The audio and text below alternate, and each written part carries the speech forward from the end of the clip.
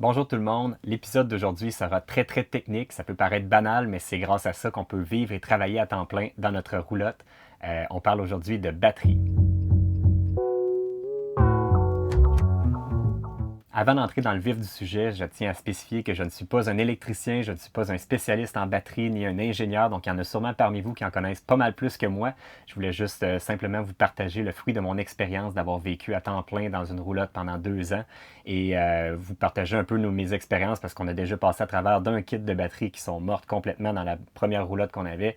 Ensuite, un deuxième kit qu'on a eu, qu'on a testé avec la Micro Mini et maintenant on en est sur notre troisième kit avec la Airstream et pour la première fois on teste des batteries au lithium et ça risque d'être notre dernier kit de batterie avant un bon bout de temps. Aussi, cette vidéo-là n'est pas une publicité, je ne suis pas payé par aucune compagnie.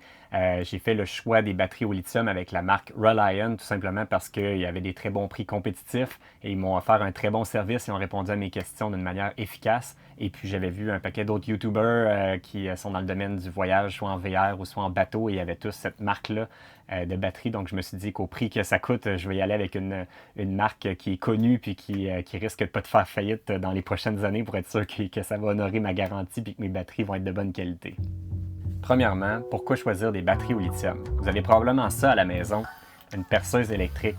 Aujourd'hui, la plupart des compagnies qui font des perceuses électriques utilisent des batteries au lithium parce qu'elles sont plus légères, donc c'est plus agréable à manier. Elles sont plus efficaces, peuvent avoir plus de puissance, elles vont durer plus longtemps, elles vont se recharger plus vite. Donc, un paquet de raisons pourquoi aujourd'hui ils choisissent toujours des batteries au lithium pour ça. Ben aujourd'hui, ça commence à faire son apparition aussi dans les VR parce que ça a les mêmes avantages, mais juste en version gigantesque. Puis maintenant, même c'est même possible d'en avoir une grosse banque de batteries pour faire fonctionner même l'air climatisé, le frigo.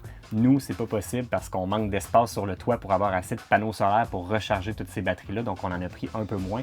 Puis aussi le fait que c'est très dispendieux, donc on s'est limité.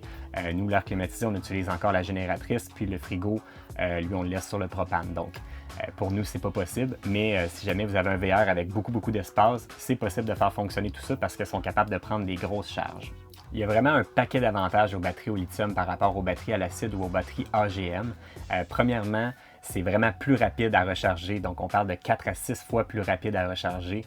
Deuxièmement, c'est beaucoup plus léger et beaucoup plus petit pour la même capacité. On parle d'à peu près la moitié du poids puis la moitié de l'espace pour le même nombre d'ampères-heure.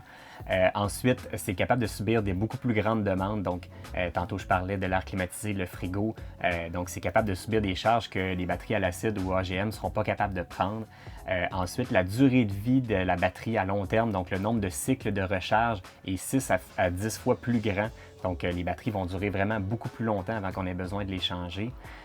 Aussi, il n'y a aucun entretien à faire, donc pas besoin de remettre à niveau les électrolytes à l'intérieur, pas besoin de surveiller tout ça. Alors, une fois qu'ils sont branchés, les batteries, on n'y touche plus jamais. On les laisse dans leur compartiment, puis on n'a pas besoin de les toucher. Donc, si jamais vous avez des compartiments qui sont durs d'accès, vous n'aurez pas besoin d'aller fouiller dedans pour faire l'entretien des batteries, donc un autre gros avantage. Mais là, je vous parle de tous ces avantages-là, et vous allez vous dire pourquoi tout le monde n'a pas ça, puis pourquoi on n'achète pas ça, pourquoi les concessionnaires ne les vendent pas directement avec des batteries au lithium. Bien, c'est très simple, c'est à cause du prix. Elles sont beaucoup plus dispendieuses que des batteries traditionnelles. Et puis, si vous êtes juste des gens qui campent de temps en temps, c'est sûr que c'est pas quelque chose qui est rentable pour vous. Par contre, pour des gens comme nous qui vivons à temps plein ou des gens qui voyagent plus de quelques mois par année, puis qui sont souvent en autonomie, c'est à long terme où là, l'achat des batteries au lithium va devenir rentable. Pour vous donner une idée de la différence, à quel point c'est beaucoup plus efficace, je vous ai préparé une petite comparaison entre les batteries de la Airstream qu'on va mettre de ce côté-ci et les batteries que j'avais dans ma Micro Mini parce que c'est ceux avec lesquels j'avais de l'expérience puis que j'ai pu tester puis que j'avais toutes les informations. Donc, on va comparer ces deux types de batteries-là. Donc, dans la Airstream, des batteries au lithium, dans la Micro Mini, des batteries à l'acide. Dans la Airstream, j'ai deux batteries de 200 ampères-heure, donc un total de 400 ampères-heure. Et puis, ça pèse 122 livres et le coût total pour les deux batteries, c'était 6 700 $ canadiens. Ouch! De l'autre côté, avec la Micro Mini, j'avais 4 batteries 6 volts, des batteries Interstate avec 140 ampères-heure pour chaque paire de batteries, donc 140 ampères-heure x 2. Mais pour arriver exactement à la même chose que la Airstream, j'en aurais eu besoin de 6 batteries. Donc si on prend 6 batteries Interstate comme j'avais avant, elles coûtaient 150 chaque. Donc on arrive à 900 et un total de 277 livres de ce côté-ci. Donc quand même déjà une grosse différence de poids. C'est pas tout. Sur le net, on peut lire un peu partout que des batteries au lithium, on peut en utiliser 80% des ampères-heure. Donc moi dans mon cas, j'en ai 400, donc 80%, ça me donne 320 ampères-heure utilisables sur mon kit de batterie au lithium. Si on regarde du côté des batteries à l'acide, on dit qu'on peut en utiliser 50% sans réduire leur durée de vie. Donc si on utilise 50% de mes 420, j'en ai donc juste 210. Donc là, j'ai besoin d'un autre kit de 2 batteries de plus pour arriver à peu près à la même chose que de l'autre côté. Donc là, j'arrive à 8 batteries à 150 $. Donc là, je suis rendu à 1200 et on est rendu à 370 livres pour avoir à peu près le même nombre d'ampères-heure utilisables d'un côté comme de l'autre. Là où il y a vraiment la grosse différence entre les batteries au lithium et à l'acide, c'est au nombre de cycles de recharge. Selon le site web de Reliant, la compagnie qui fait mes batteries, on peut en tirer jusqu'à en fait plus de 5000 cycles de recharge sur mes batteries au lithium, tandis que règle générale sur des batteries à l'acide, on parle jusqu'à un maximum de 500. Donc on a une durée de vie qui est 10 fois plus longue, donc je vais avoir besoin de changer 10 fois mon kit de batterie à l'acide avant d'arriver à la durée de vie totale de mes batteries au lithium. Donc on doit faire x10 au montant ici.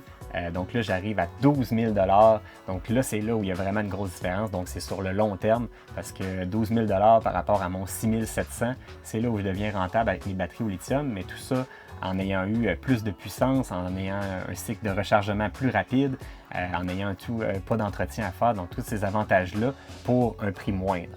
Par contre, ça ne s'adresse pas à tout le monde parce que ceux qui vont faire juste des week-ends de temps en temps, avant d'arriver à 5000 cycles de recharge, ça risque de prendre bien du temps.